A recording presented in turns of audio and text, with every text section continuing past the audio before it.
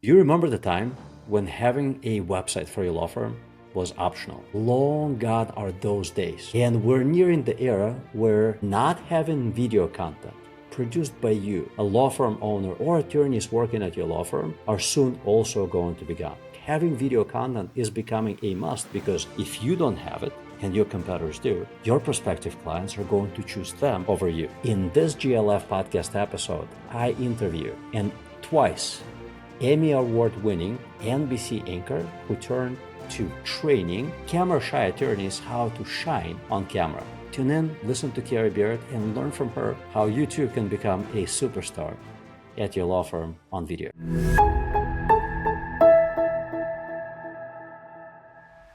Hi there. I have a small but really meaningful favor to ask you. I watch at the stats on our YouTube channel and Spotify channel, wherever most people listen and watch our podcast. And I see that over 80% of everybody who listens to it regularly is not a subscriber. I'm asking you to subscribe to this channel. And the reason for that is my mission and the mission of my team is to help as many small law firm owners to learn how to transform their law firms into better businesses, and so they in turn enjoy better lives. When you hit subscribe button, you tell these platforms that this is content worth listening, worth viewing, and they in turn will show it to many other small law firm owners and hopefully help me fulfill our mission of helping them create a better business and enjoy better lives. So would you please do me this favor? It would mean the world to me, and hit the subscribe button. And my promise to you is that I will continue to work hard at creating good content with practical ideas that help you and your teams grow better law firms. Thank you. Welcome to GLF Podcast, where I get to interview remarkable people who help attorneys scale up their business. Speaking of remarkable people, I have Kerry Barrett on the podcast. Kerry Barrett is an award-winning anchor from NBC News turned an on-camera confidence trainer for video shy lawyers. Kerry, welcome to the podcast. Thank you so much for having me. I'm happy to be here. It is amazing to have you here. So what got you to train attorneys in this somewhat of a rare skill? Yeah. Which is very interesting. We talked about hitting the record button, that attorneys, counterintuitively, most attorneys are introverts who actually hate to go on camera. Yeah. How did you get into this line of work? I am also an introvert who hates to go on camera. and because of that, you became a news anchor. I became a news anchor. Doesn't that all? It all makes perfect sense, doesn't it? Yes, obviously. So I have a 20-year background as a broadcast news anchor, have a couple of Emmy awards under my belt for my on-camera work and some other awards as well. And I did that for 20 years. And I did that when I wrapped up my career at NBC in New York City, as you mentioned. And when I left that business in 2019, I really had no idea what it was that I was going to be doing. And I was networking with a woman who did PR and communications for a big law firm in New York City. And I was debating going into PR. And she said, "You're crazy. You have this skill set that you have cultivated over 20 years in the news business. And I know a group of people who really need your help. And that group of people is lawyers." I didn't originally focus on working specifically with those in the legal profession, but I realized over the course of my business that they had been my most consistent clients. They had come to me based on videos they had seen. I popped up in their feed on LinkedIn. They had video projects that they were working on. They were my first clients, my biggest clients, my most recent clients. And if my clients weren't actually lawyers, I noticed that they were people who were peripheral to being a lawyer, meaning, for example, they were a CMO at a law firm, or they were a wealth planner who works exclusively with lawyers, or they worked in the social media department at a law firm. And so I started to put all the pieces together. and recognized that my background as somebody who is introverted and shy and really, really hated speaking, not even just speaking, but being seen to some degree, that married with my understanding of authenticity on camera with the element of professional decorum, for lack of a better word, that comes along with being a broadcaster was a great mix and really met my clients where they were and where they wanted to go. Like, I understood what the challenges were for them. I felt them in my core because I had been in the same place before, at least emotionally, and with the fear and with the imposter syndrome. And the experience that I had met them with where they wanted to go. And it all just sort of came together very naturally in that way. Yep, that makes great sense. I think you would be hard pressed to find an attorney today who does not believe that a video is a good tool to attract more business. In fact, we find that lawyers and law firms that produce good quality content, video content at scale, tend to scale up their businesses much faster than those who do not. Yeah. Yet, as I mentioned earlier, and as you noted as well, so many attorneys are incredibly, incredibly camera shy to the point where some of our clients tell us, I'll never be on camera, ever, ever. It doesn't matter what you try, but we tell them that we're a marketing company. To help you grow faster, you need to produce videos and hopefully at scale. How did you overcome that shyness, that fear of camera, that fear of public speaking, and how do you help your clients to do the same?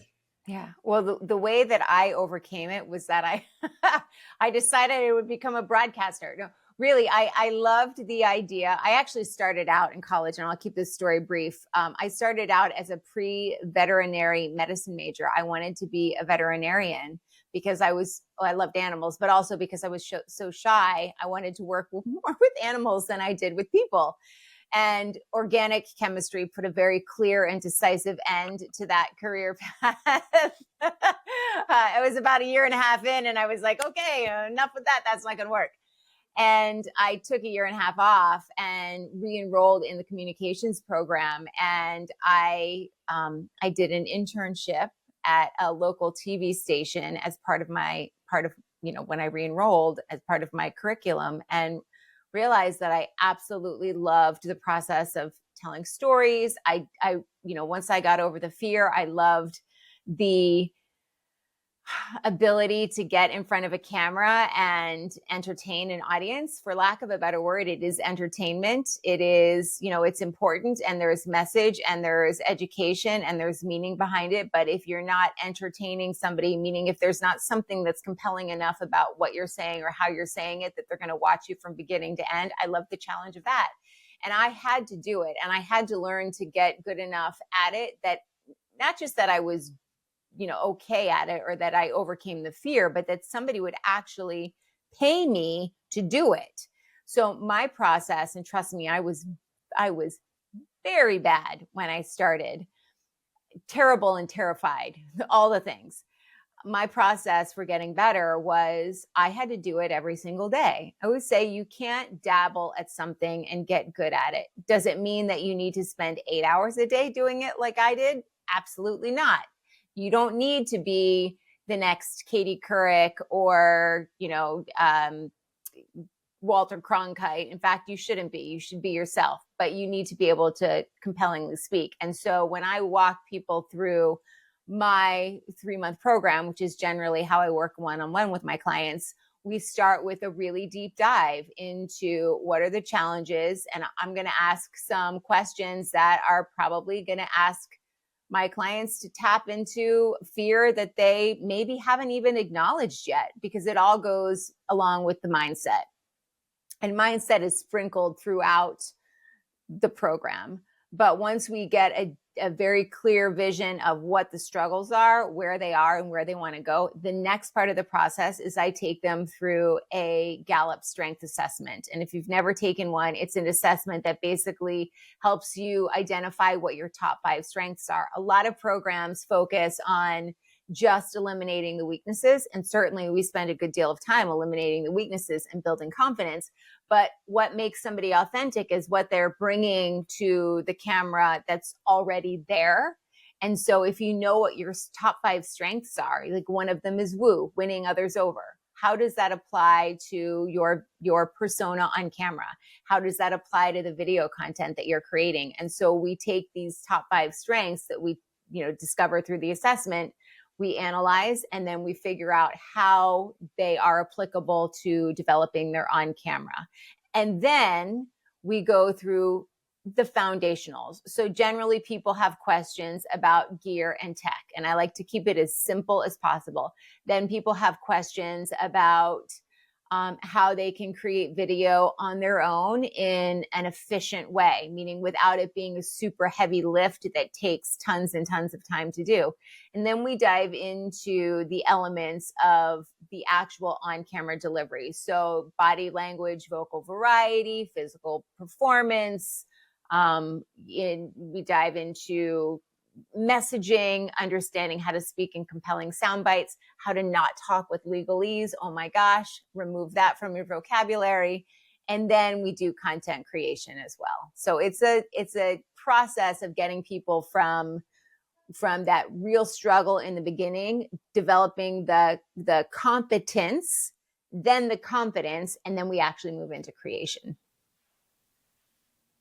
You remember your first time on camera? Being on camera? How nervous were you? So here's a story about were your hands going like this? Oh my gosh. All of me was going like that. Not just my hands. So my very first live shot, and I started a very tiny town, Wichita Falls, Texas. It was a small market. It's where you sort of cut your teeth, if you will. And they had told me on my first week, I would just be I would be learning the systems of the station and, the producers, and I would be sort of getting the lay of the land, if you will, before I was actually on camera. Well, they're always short staffed. So like, guess what? We got a live shot you got to do. So it was a noon live shot. It was for the noon show. And it was November or early December. And it was about a local blood drive. The Red Cross always does blood drives around the holidays because donations are down. Did you faint? And I went out to a mobile blood van where they were taking donations. And I was standing in the parking lot, and I could hear the producer in my earpiece saying, okay, we're getting ready to come to you. And I could hear the anchors and they, Doug and Laura, and they were setting me up, and that they tossed it out to me, and literally my mind froze. Well, as it so happened, I had been on a very similar story during an internship that I had back in college. It was same time of year. The reporter was doing a live shot. They were taking blood donations, and I was like, oh, perfect. I'm going to spit out exactly what that other reporter said. So I was like, that's right, Doug and Laura, look around. You can see that the parking lot is beginning to fill up, and I'm holding my microphone and I'm gesturing around me. And you can see that there's a line of people waiting to donate blood, except there was nobody there. The parking lot was empty. There was not a line 50 people deep. There was not a line 1 person deep, but it was all I could think of to say. And I remember as the words were coming out of my mouth, I was like, oh my gosh, Kerry, stop talking. You look like you've lost your mind. You look like a fool. They're going to fire you. And I couldn't do anything. I mean, the words were you can't unring the bell. You can't suck the words back in. So I had to commit. I just went for it, full tilt. And I went back to the station after the noon show, fully expecting to get like eviscerated. I think they were gentle on me because it was my very first time on TV. And not only that, it was a live shot, meaning there was no editing that went into it. It was out there, and it was at that point floating around near Pluto. But I learned from that moment on that the power of just staying in the moment and staying observational. I wouldn't have had to even know what I was going to say if I had just observed what was going on around me. And then the obvious answer would be like, listen, this is a time when blood banks are in desperate need of blood. Look around me. There's nobody here, and they're in dire need of donations. So here's what you need to do. You need to come down to blah, blah, blah, blah, blah, and sign up to the answer is very simple, but when you're in the moment and you're frozen, your brain reacts in whatever way it can muster up. And sometimes it doesn't muster very well. Yeah. How did it feel to go on camera the second time after that little fiasco? Well, that's funny because I do get that question quite a bit. It's like, I didn't have a choice. My job is to be on camera. If I had gone into my boss and been like, I don't think I'm feeling it today, they would have been like, well, you were a bad hire. Goodbye.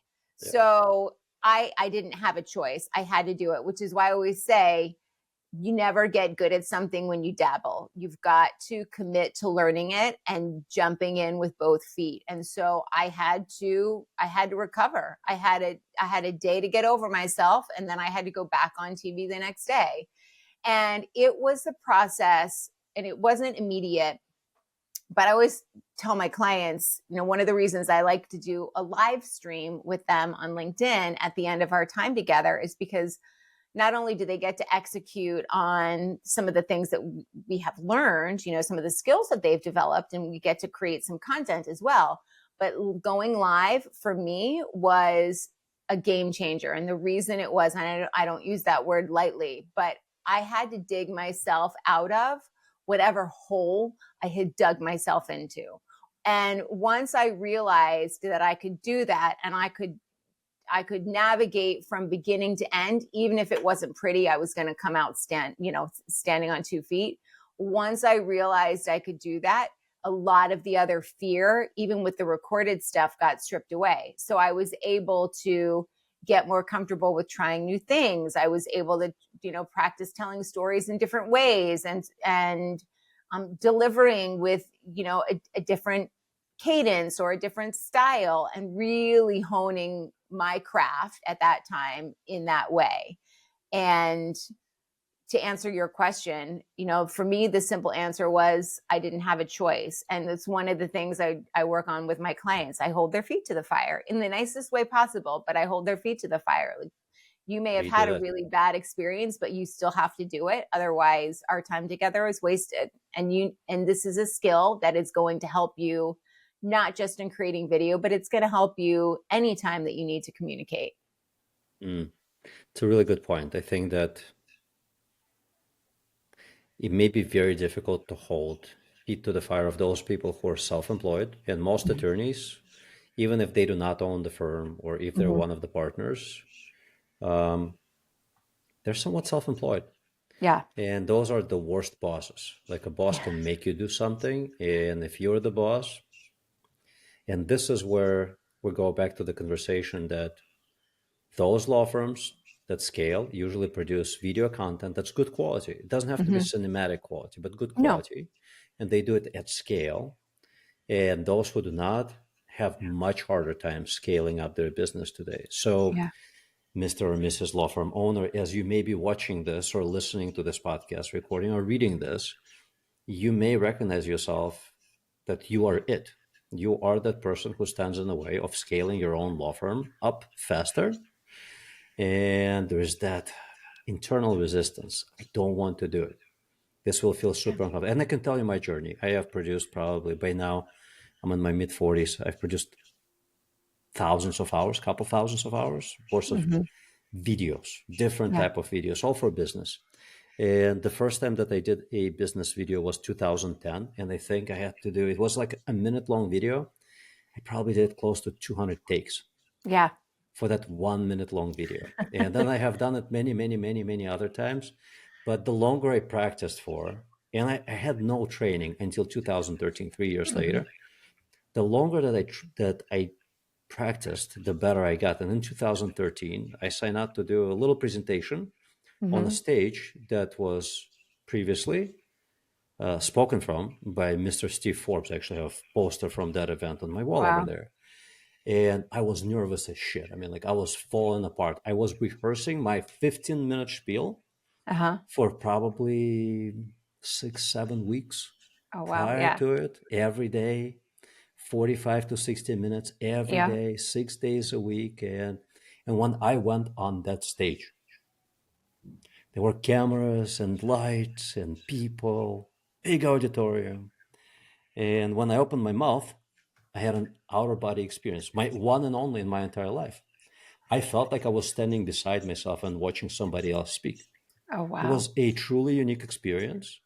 And after that event was over, I remember I got out of that hotel. It was in New York City, in Manhattan, Times Square. Hmm. I ran a few blocks. I was Just, so happy. oh, I mean, like I just ran a few in yeah. a suit in the middle of a summer. That That was man's that just was been on video.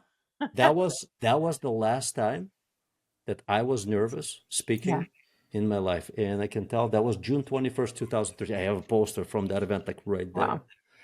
And so I haven't been nervous doing public speaking in about 12 years because that was just such a nerve-wracking experience. But after that, never again. Yeah. Well, they say if you can make it in New York, you can make it anywhere. So I guess that is applicable. Probably. Yeah. But I think for most people, I am yet to meet a person who felt naturally just super Yeah. comfortable on Yeah. camera. So it takes practice, like everything else. Like most lawyers become good by practicing law. That's why they call Hmm. it a practice of law, a Yeah. practice of medicine. You get better with every rep, so you have to put in the reps. And I think that going back to what you said, a commitment makes a huge difference because if you're doing it in a half-assed manner, knowing that nobody is really going to fire you for Yeah. doing poor job or not Yeah. getting it done at all, but your family's finances in the long run will probably be impacted because those attorneys who, again, they produce content at scale, Yeah. they tend to do better. And the good news is that it's a very, very teachable skill. It's a very Yeah. learnable skill. Yep. If you apply yourself, you can probably do it. There are some people who are naturally better at this than Yeah. others, but the more you practice, I can drop some names of our clients. Yeah. The more you practice, That- Lauren, the better you're going to get. Don't be shy. You've been saying no to going on camera for the last 10 years. Do it. You Do it. do it. Do it, Lauren. I'm not going to drop his last name, but do it. I'm And here there are though so if you many need other help, my histories. friend. There you go. Now, Lauren is one of those who will be like, you will never, ever Well, see me in front of camera. it's so interesting too, and it's not even. I mean, it certainly is about creating the video content for your website and Yeah. for building your brand, on LinkedIn and beyond. But what you'll find now is that if you have goals of speaking on larger stages, or if you have goals of, let's say, writing and publishing a book, it makes it so much easier to do both of those things if you have video content and if you have a video presence. I mean, I have a client right now who actually is a doctor, and you mentioned medical practice, and one of the reasons we're focused on building her presence online through video is because when she's able to create video, she draws, I mean, event planners who are in her space. She's had people reach out and say, "Oh, I saw your video on this. I'd love to have you speak on this stage."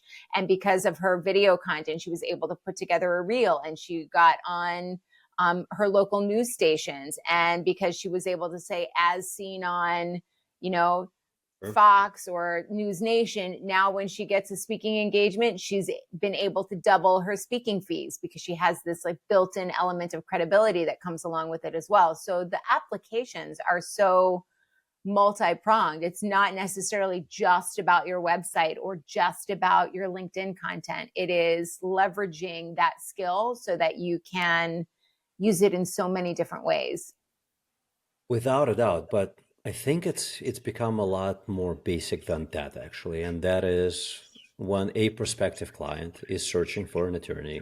Mm-hmm. Most people will turn to Google when they look for an attorney. They come to your website, and invariably, many of them will click on your social links on the website, Yep. and they will click on your YouTube link, and they will click on your Instagram and Facebook and TikTok if TikTok still survives. We're recording this Yep. early February 2025. It may be lights out in about 2.5 months. Yep. Doesn't We'll matter, see. platform Yeah. agnostic. But people, especially younger people, and not even younger people. So I'm 46. Whenever I look at various service providers, Mm-hmm. yesterday I was searching for a medical specialist for my mom. What did I do? I found a bunch of them. I read their reviews and then I watched their videos, how they interview Yeah. on camera, how they sound. Do they Yeah. talk specifically about the problem that my mom potentially has? Yeah. What do they say about it? Like, so that is super important. So your prospective clients, you can almost like rest assured they're watching either your videos, or if you don't have any videos, they're watching your competitors' videos. Mm-hmm. If you do not have videos where you address the pain points of your prospective clients or their needs, and your competitors do, which way do you think those prospects are going? Right. They're not going to you, they're No. going to them. So I think, again, this is 2025, unlike 15 years ago. Today, it's more of a must have Yeah. than maybe. Yeah. It's not a I think, maybe anymore, it's a must have. yeah, it's becoming it. I think we're moving to the point where, in fact, I know we're moving to the point where it's going to be odd if you don't have it. Much like 15 Exactly. years ago, if you didn't have a website, well, there is still a little bit of wiggle room. If you don't have a website now, it's Good weird. analogy. And we don't know if you're legitimate. Video is moving in that same direction. Yeah, that makes perfect sense. Yeah. Yeah, to wrap this up, if somebody is interested in getting trained, how do they find you? What's the best way to connect, and what are the top three questions that they should be asking you? The best way to connect with me is to find me on LinkedIn. I use LinkedIn even more than I do my website or any of the other social platforms. I'm on there every day posting hopefully educational and helpful content and helping you get over some of those fears that you have as well. Questions that I often get are if I am shy and introverted, because a lot of attorneys are, a lot of us period are, there are more introverts than there are extroverts. Is this still a possibility for me?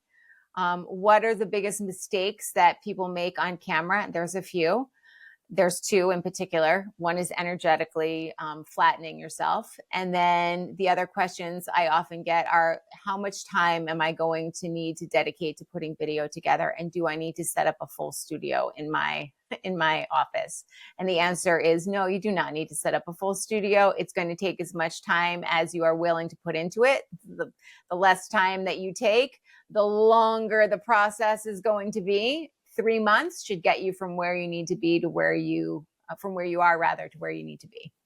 Yeah, I cannot let you leave until you tell me what does it mean to energetically flatten yourself? Oh, well, this I could talk about for a long time, but very basically what it means is video is already energetically flattening, meaning it is taking a 3D person, it's putting them into a 2D environment devoid of all context, meaning we don't know what's going on around them.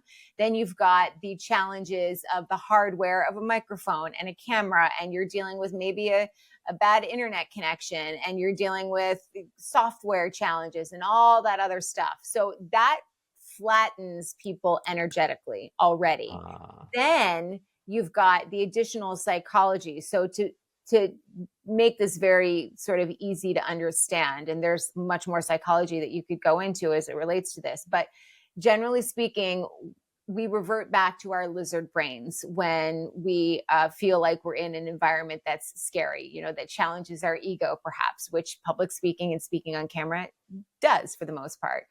So when we get up in front of that camera, much like we would if we were leaving the cave back in caveman days and we were going hunting, what do we do when we get up on the horizon? We definitely don't make grand gestures, and we certainly don't make loud noises because it draws the predator to us.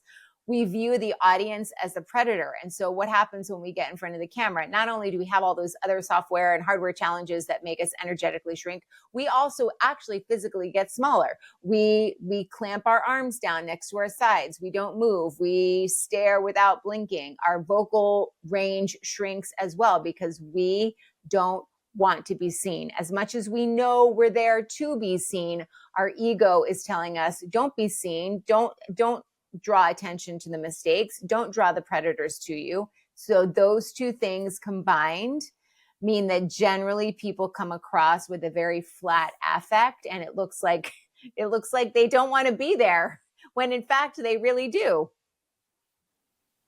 wish I didn't ask.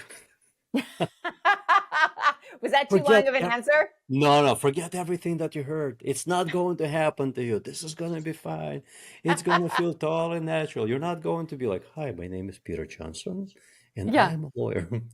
And I am a lawyer, and I'm going to use a lot of big words that nobody understands. Yeah, that's how you sound professional, right? Yeah, that's exactly right. Yeah, of course. No. So, terrific content. So, LinkedIn. Yes. Kerry Barrett. Kerry Barrett. Barrett. Yep, you got it. Kerry. It was a pleasure to have you on the podcast. Thanks, Kerry. You are very welcome, Sasha. Thanks for having me.